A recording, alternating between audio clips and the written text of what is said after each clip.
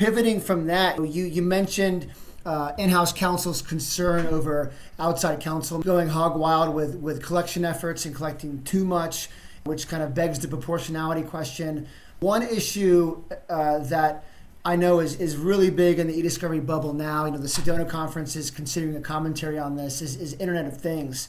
If I can just briefly, what do you see as the current challenge with collecting from Internet of Things sources? I know many folks talk about with the data deluge and explosion that IoT brings, you have to engage in some type of proportionality analysis, but IoT brings so many unique data types. Where's the data located? Possession, custody, and control issues. Where do you expect the courts to land on this IoT issue? Or is it just another data source we have to consider and we shouldn't really get too deep in the weeds on it? I think it's a little of both. I think that you'll find that the courts are going to have to wade into individual issues that are brought to them. So we had a couple of years ago, there were some criminal issues related to, I think it was a murder charge and data that was potentially contained on an Alexa. And that issue never came to fruition, although Amazon filed a motion to quash the subpoena for the information, but it never got heard. There was never a decision on it. And so IoT data is problematic, right? But I think if you start to think about source-wise, where the information goes, I mean, I have an Apple Watch, but the data from my Apple Watch is also on the apps on my phone.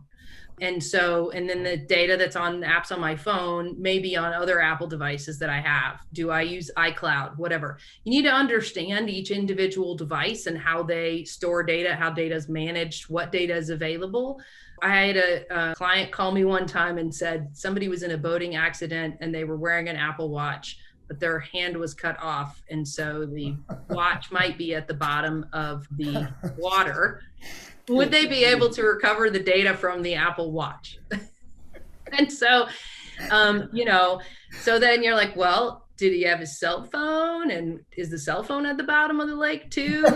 Did the cell phone sync to the cloud? Because depending how quickly the Apple Watch was syncing to the iPhone and the iPhone was syncing to iCloud, you could still be able to recover that data using username and password to the iCloud account. So IoT data is hard. You do have to have somebody who knows how the data is maintained. Part of our job at ESI Attorneys is staying on top of that stuff for our clients and knowing what new types of data they're using, right? I mean, Slack is a huge issue right now. Slack just got bought. We don't know how Slack's going to change. We don't know how that's going to change the ability to collect from Slack.